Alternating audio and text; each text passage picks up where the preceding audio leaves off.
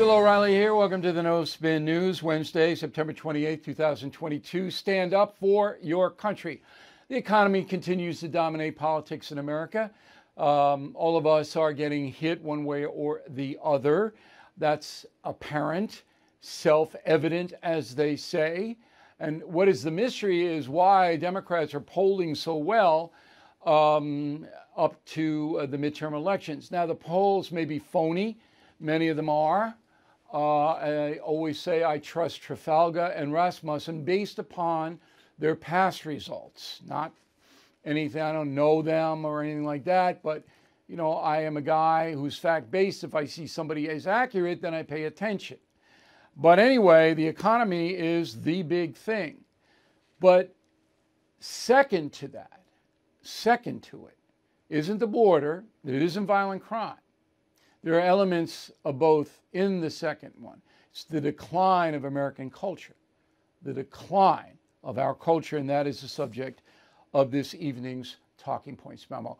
If you watch TV news, you've seen the pictures of a mob in Philadelphia breaking into a store, about 100 teenagers, mostly people of color, based upon the video surveillance that has been released. Just basically went into a store and stole stuff and wrecked the store. Looting. That's what they did. And you're saying to yourself, why? There was no why. They just were congregating in Northeast Philadelphia. They went to the store, kicked in the door, and robbed it. 100 of them. A police detective told the local news that there were kids as young as 10 years old looting the store. So it's outrageous, but it's bigger than that. It is bigger than that. This is a breakdown of morality. What is morality? Morality is right and wrong. So when you hurt another person, that's wrong. When you hurt the owners of a store, that's wrong. When I was in school, I would have never in a million years gone into a store and looted it. And I bet the same is for you. When I was a teenager, that was inconceivable. I would never have done it. And I wasn't some goody kid. I mean, I'm mischievous, but I wouldn't go in and rob a store. Now, I don't want to say it's acceptable to most teenagers. I don't want to say that. That would be unfair to generalize like that. But there is an element in this country where that is acceptable. They don't see it as wrong. Ripping off people is okay. Even hurting people is okay. That's growing. That's growing. And the reason it's growing is there isn't any resistance against it. So there's no arrests. I mean, you got 100 kids on tape. Philadelphia cops, where are you? Where are you? How are you ever going to stop this unless you hold people like that accountable? I don't care if they're teenagers. I don't care if they're 10. You bring them in and have the parents show up and ask the parents why a 10-year-old would break into a store.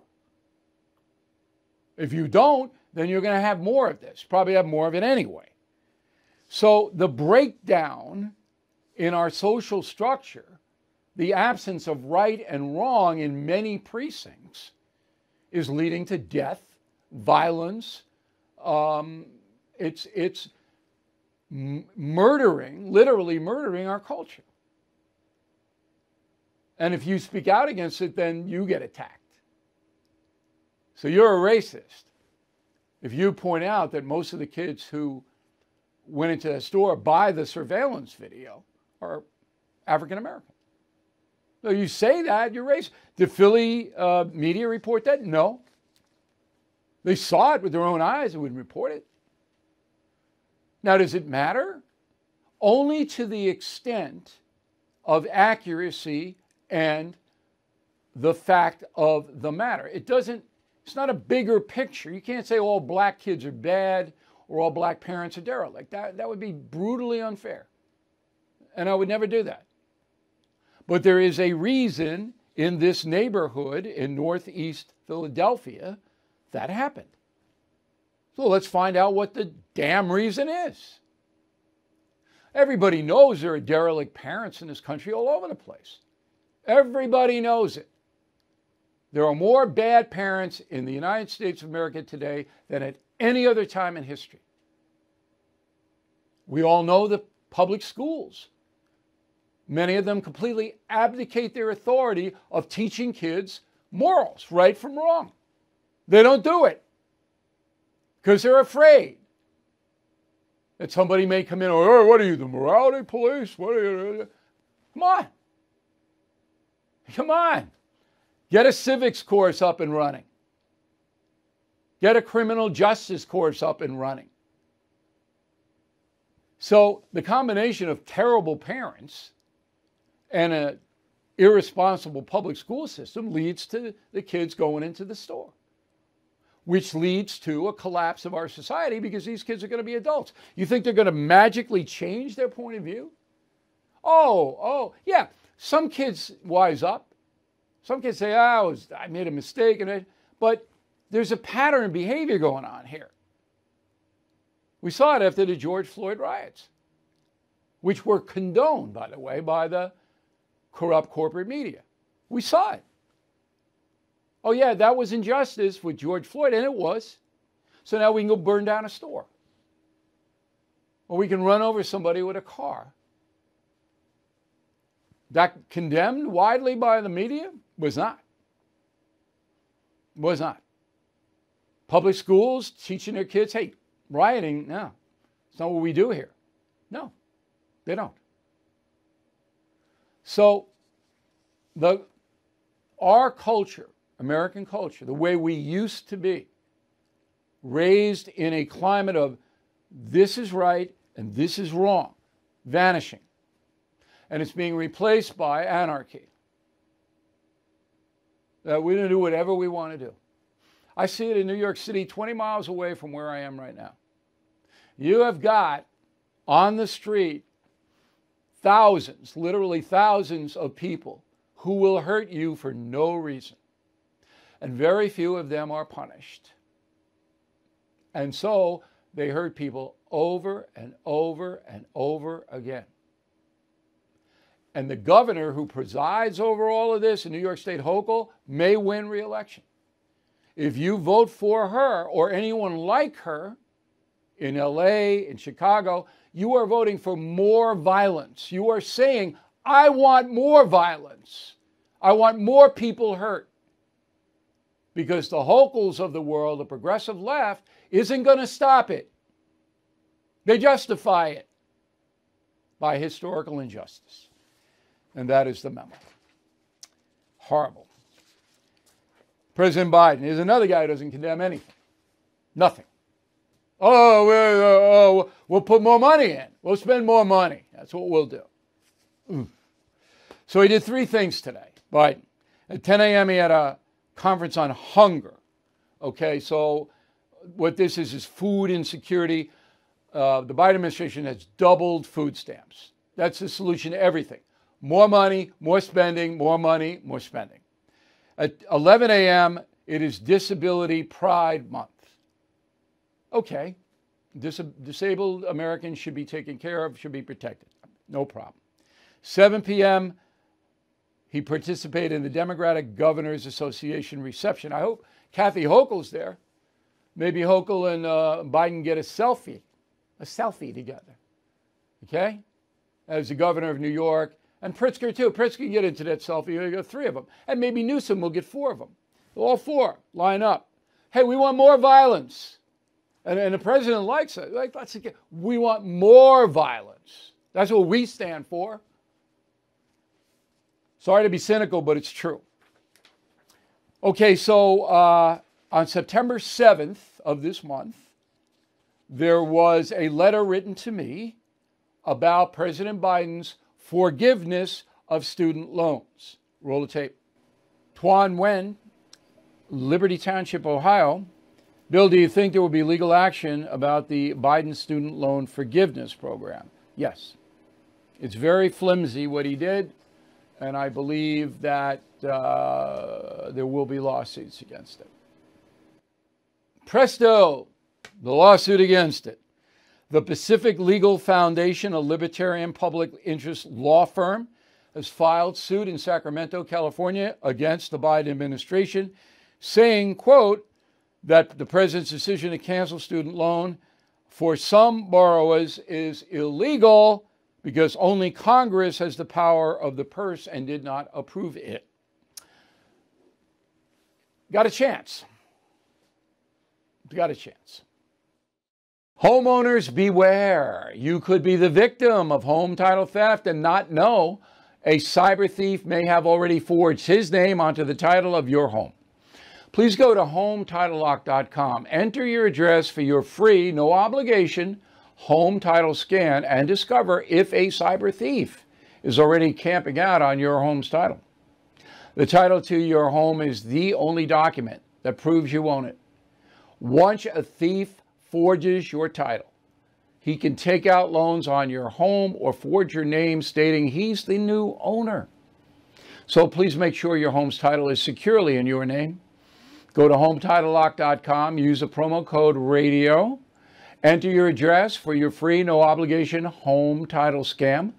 That's a $100 value free. HomeTitleLock.com RADIO, HomeTitleLock.com code RADIO. Okay, let's go to a very dangerous situation, and that is Putin in Russia. So up to this point, I have supported the Biden administration supporting Ukraine. It is the right thing to do. Putin invaded the country, killed thousands of people for no reason. There's no benefit for Putin. He's a megalomaniacal dictator who is mentally unbalanced. You got to stop him. It's almost like the same crime. You got to stop him. And the way to do it is to arm the Ukrainians so they fight for themselves. And what happened? The Ukrainians are beating the Russians, humiliating Putin. Okay, that's the baseline. So yesterday, Karine Jean-Pierre, perhaps the worst press secretary in the history of the United States, says this. Go. And there are people out there in Russia, Russians who do not want to fight Putin's war or put their lives or die for it. And so that has been made very clear. Their message has been made very clear. We continue to say to folks, I know there was a question that was asked about seeking refugee from persecution. We believe that regardless of their nationality, they may apply for asylum in the United States and have their claim adjudicated on a case-by-case basis. It's adjudicated, Ms. Jean-Pierre. I don't want to be a snob, but, come on. So she says this. Why? Why? Why do you want to poke Putin when you got him on the run? Why do you want to do this? So what does Putin do? A few hours later, the U.S. Embassy in Moscow is told that they should inform all Americans in Russia right now to leave. So Putin's kicking out all Americans. In response to this, to that statement was unnecessary. If somebody in Russia flees the country, wants to come to the USA and apply for asylum, fine. You don't have to spit in Putin's face. Get it, Joe Biden? Don't have to do that. You're doing the right thing by arming and supporting the Ukrainians. You don't have to up it. So this madman does something else, which he did. Kicked all Americans out. So I'm saying to myself, is there anybody in this administration that knows anything? I don't think so. Now, Donald Trump was on WABC radio yesterday, John Catsimatidis' program, and he was asked about this. Go. We look at what's going on in the world, and I think more than anything else, I think we could end up in World War III, and it could be all of the horrible things that took place in Ukraine. Looks like it's going to happen in China with Taiwan, as you know, and you see what's going on over there. But what's happened in Ukraine should have never, ever happened, and now the word nuclear is being discussed. Okay, so this is a good issue for Trump because I don't believe, and I know Trump doesn't believe, that Putin would have done this had Trump been reelected. because Trump and Putin had what they call an understanding. They don't embarrass each other. But that's just speculation. It's nothing more than that. But what is fact is there is trouble with Putin, and he is disrupting the world. So let's bring in Brent Sadler. He is a Heritage Foundation Research Fellow. Very impressive resume, 26-year Navy career, knows the world as well as anybody else. And he is obviously following what is happening not only in Russia, but in China. So my analysis of Russia and the United States, do you agree? Yes, by and large, the dangers have not subsided. They've only gotten worse, and nothing that we're seeing out of the administration is indicating that there's going to be any downward pressures on that anytime soon, unfortunately. What could they do to de-intensify the situation? What could the Biden administration do? Well, I think the first thing is less artful diplomatic speak. Much more clear and forthright statement of U.S. interest. I think that's gotten only better, unfortunately, after the war started. Would have been better to have that occur before, but also having a military posture that backs up our national interest, and that is right now in Europe is supporting NATO. And it's been too slow and too little in bolstering our military presence in the Baltic states, Poland, and Romania. That should also be accelerated. But at the same time, it's important to keep up the military arms flowing into Ukraine, as you said earlier. So you see this as you cannot back down from Putin. You have to meet him so he knows if he launches a nuke or he does anything else, he's going to be punished. Do you believe that the Biden administration has the heart to do that? Unfortunately, they'll wait until after an action's taken before they'll respond, and they'll test the waters to determine whether the public or their allies would support it. Unfortunately, what's needed is forceful positioning and statement of clear intent before Putin tests us with a tactical nuclear weapon. Now, the odds are small, but they certainly are not zero on his use of that, and I don't see that as a likely outcome in the near future.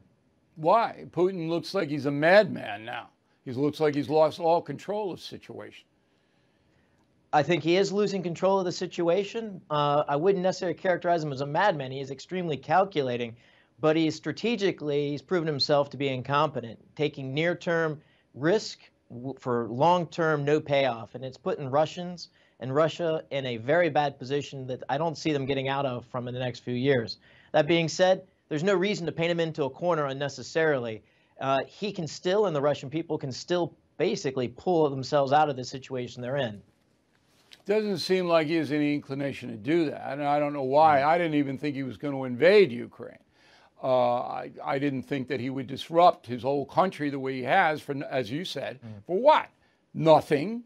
So now it shows me that he may be mentally ill. And if he is, then we got a problem, because this guy could do nukes or anything else. And I think the reality is that most Americans would say, all right, it's not worth it. Let him have Ukraine if it means we don't have to deal with nuclear warfare. I think most Americans would say that. That would be a very dangerous choice on our part to accept that without response. And I'm not looking at Russia and Europe. I'm looking over at what could happen in Asia with China, which would be significantly more horrific if we were to give a pass in Ukraine. It doesn't play to our interest at all. Now, one more question about Putin. We'll get to China. From your analysis and watching Putin, he doesn't seem to be the same guy that he was, say, when he met with Trump in Helsinki. He seems to be something wrong there. That's number one. But number two, if he indeed tried to use a nuke, wouldn't U.S. intel know that? Because there would be dissent in his military. It's not like the military is going to fall into line for a nuclear strike over there. Some maybe would, but a lot wouldn't. Or am I wrong? So the Russian military, like its predecessor, the Soviet military, in their doctrine, they definitely consider tactical nuclear weapons not in the same way that we view nuclear weapons. And unfortunately, since 2010's nuclear posture review, under the Obama administration has now been doubled down under the Biden administration, we thought we'd have a much more favorable world when it comes to nuclear weapons. And the reality is there's thousands of these things in the Russian arsenal not covered by any arms control protocols at all. So it's very hard for intelligence to get an eye or a bead on these things if they are put to the field. And part that's very dangerous is the authority for the use of these weapons, if it's been delegated down to field grade officers, as we knew in the past in the Soviet times they did, that's an extremely dangerous situation if that's in fact happened. So some colonel could just, the odds are not zero for sure. Some colonel could decide to do this? That seems to be preposterous. In their doctrine, if they are in a situation where they feel that they are losing on the field to a strategic consequence, in other words, no nuclear strategic weapons used, but if the consequences rise up to a strategic level, i.e. to save their forces from being surrounded, a large force, the divisions of their forces, then a tactical nuke is certainly within their doctrine. And oh, by the way, that also is echoed in China. Yeah, but they'd have to get Putin to sign off on that, you would imagine. But anyway, it seems to me an out-of-control situation right now. So let's go to China. So China obviously watching to see how much suffering Russia will endure by this invasion of Ukraine, because China would like to take Taiwan by force. But the Chinese economy now is tottering, and 1.5 billion people are dependent. They have to eat every day. And, you know, an invasion where there would be immediate sanctions on China, nobody would buy anything that they have, and it's an export economy over there, as you know, that would be devastating to them on an economic basis. And they have a much more precarious economy than Russia does, because Russia's still basically oil. That's what they are in. That's what they do. China didn't have that. So there are more restraints on China, are there not? Well, less and less. Since 2014, both Russia and China, after sanctions, they started creating their own alternative financial transfer system to SWIFT. That's in play now. China also, since about 2013, has gone on a global buying spree through the Belt and Road Initiative to both grow industrial capacity overseas, but also the access to the resources they would need if they were shut out from the Western world or Western economies on a situation like a war over Taiwan. So they've had years to harden themselves. They do have weaknesses, that's for sure. But the clock is ticking, and the opportunity for China to move on Taiwan or to have Taiwan acquiesce is fast running out. And so the year 2027 comes to mind. It's been acknowledged by folks in and out of government, CI directors current and past, as well as the commanders of Indo-Pacific Command before and the present ones, who would actually have to fight a war with China if that actually came to pass. So well, China, not 10 feet tall, but they have a lot more resilience than the Russians have. Biden says that if China tries to invade Taiwan, U.S. military will get involved. He said it flat out. Do you believe that Biden would back that up?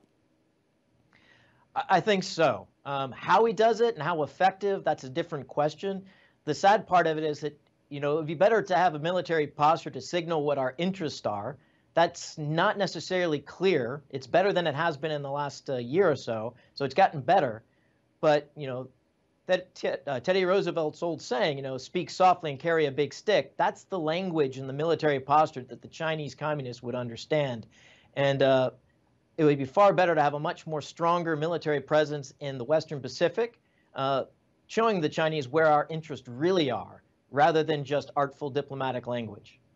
Pelosi's trip to Taiwan obviously exacerbated the situation. I thought that was a mistake, much like the Jean-Pierre statement about asylum for Russians who leave the country. I didn't think Pelosi had to go there and do that. Was I wrong? I'm of two minds. I think in the longer term, it actually is a good thing, because what we are doing is we're conditioning the Chinese communists in Beijing to understand that we have a relationship with the Chinese in Taiwan, and that is not a violation of longstanding U.S. policy. And by little bits, taking little steps in that direction to condition them to accept that is important. Now, if you were to elevate that to a sitting, like a president or vice president going to Taiwan, that would have been an escalation and probably would have been premature. But it's important that we keep this momentum going and conditioning the Chinese to understand that our relationship with Taiwan is not at their veto. Okay, Mr. Sadler, very good analysis. Thank you for helping us out. I want to tell everybody our partner for international news is thedailychatter.com, dailychatter.com. And if you want to be up to date like we are about what's happening in the world and how it affects America, you get that. I get it every morning. All right, by 7 a.m., I've got the Daily Chatter, and I look at it. They send about 3 or 4 stories every day And it's a very, very good convenience, particularly if you are interested in foreign news. dailychatter.com. If you are stuck in a timeshare and you haven't called Lone Star Transfer yet, what are you waiting for? Lone Star Transfer has helped more than 16,000 happy customers. They are family-owned, have a 99% success rate. Their process is done legally, ethically, and quickly. I mean, does it get better than that? The team at Lone Star Transfer will keep you informed every step of the way until you are legally and permanently released from your timeshare. So, don't pay another penny for a timeshare you don't use. Get peace of mind today with Lone Star Transfer. They guarantee the release of all liability to your timeshare in writing and in a specific time frame. Give Lone Star Transfer a call for a free no-obligation consultation. 855-551-7066, 855-551-7066, or online at lonestartransfer.com. So here is the final thought of the day. As you know, I'm promoting Killing the Legends, and I like talking to people about it. Everybody's been very respectful. Book is off to a great start. We have a commercial that is running on television. If you haven't seen it, here it is. Hey, Bill O'Reilly here, Killing the Legends, the 12th in our world-famous history series. Elvis, John Lennon, Muhammad Ali, all had something in common. They lost control of their lives, and that led to death. Killing the Legends will surprise you. It is a cultural history and a book you will never forget. Being a legend can be lethal. Available everywhere books are sold. Good spot, right? No BS, right to the point. Anyway, we are very happy that so many of you are sampling the book. I did an interview with Hannah. He read the book. Hanny's the busiest guy in the country with the 3-hour radio and the TV show. He read the book. And so I talked to him about it today, and that's posted on BillO'Reilly.com, that interview on the radio. And most of the interviewers that I'm talking with have read the book, which says, you know, they're not going to waste their time. So they didn't like it, they read 5 pages and they stop. They're reading the whole book. Anyway, Killing the Legends, we hope you check it out. Thank you for watching and listening to the No Spin News. We'll see you tomorrow. AMAC, the Association of Mature American Citizens, is the leading conservative advocacy and benefits organization in America. I am an AMAC member, and you should be too. AMAC gives you access to exclusive benefits, insightful takes on today's news, and a magazine full of uncensored content that you will not find anywhere else. Most importantly, AMAC is working tirelessly to preserve the freedoms enshrined and secured by our Constitution. AMAC has become one of the most impactful organizations in America because more than just talk, AMAC gets things done. They are pushing back against the efforts to defund our police, weaken the borders, and replace your freedom with government control. But they need your help.